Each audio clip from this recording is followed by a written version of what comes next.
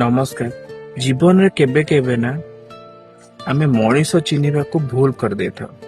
କେବେ କେବେ ଦାମୀ କପଡା ଭିତରେ ବି ବହୁତ ଖରାପ ଲୋକ ଲୁଚିକି ଥାନ୍ତି, ଆଉ କେବେ କେବେ ସାଧାରଣ କପଡାରେ ବି ବହୁତ ଦାମିକା ଲୋକ ଲୁଚିକି ଥାନ୍ତି। ସେଥିପାଇଁ ଯେତେବେଳେ ଆପଣ ନିଜର ସାଙ୍ଗ, ନିଜର ଲାଇଫ ପାର୍ଟନର ଆପଣ ବାଛୁଛନ୍ତି, କି କାହା ଉପରେ ଆପଣ ବିଶ୍ୱାସ କରିକି ନିଜର କଥା କହୁଛନ୍ତି, ପ୍ରଥମେ ସେ ଲୋକଟିକୁ ପରଖି ଦିଅନ୍ତୁ। ଯଦି ସେ ଲୋକଟି ଭଲ, ଆପଣଙ୍କ ଭରସା ଯୋଗ୍ୟ ଅଛି, ତାହେଲେ ନିଜର କଥାକୁ ସେୟାର କରନ୍ତୁ। ନିଜ ଲାଇଫର କିଛି ଭ୍ୟାଲୁଏବଲ ଟାଇମ ତାଙ୍କୁ ଦିଅନ୍ତୁ।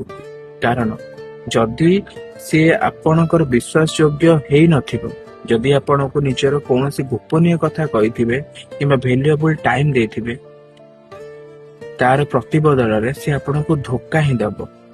ସେଥିପାଇଁ କି ପ୍ରଥମେ ମଣିଷ ଚିହ୍ନିବା ଶିଖନ୍ତୁ, ତାପରେ ଜୀବନକୁ ଆପଣଙ୍କୁ କେବେ ରିଗ୍ରେଟ କରିବାକୁ ପଡିବନି ଯେ ମୁଁ ଏଇ ମଣିଷକୁ ସମୟ ଦେଇଥିଲି, ତା ପ୍ରତିବଦଳରେ ସେ ମତେ ଛାଡିକି ପଳେଇଲା।